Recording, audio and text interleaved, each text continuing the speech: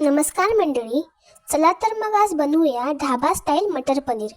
तर इथे मी कांदा, टोमॅटो, मिरची, पनीर कट करून घेतलं। एका पॅनवर तेल घालायचं, मग पनीरचे तुकडे मस्तपैकी भाजून घ्यायचे।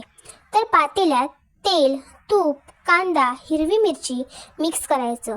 मस्त कांदा तेलामध्ये परतून घ्यायचा। लाल तिखट, धने पावडर, काश्मीरी पावडर, हळद, गरम मसाला मस्तपैकी मिक्स करायचं। मग त्यात कांदा टोमॅटोची प्युरी ॲड करायची व 5 ते 7 मिनिटे वाफ येऊ द्यायची।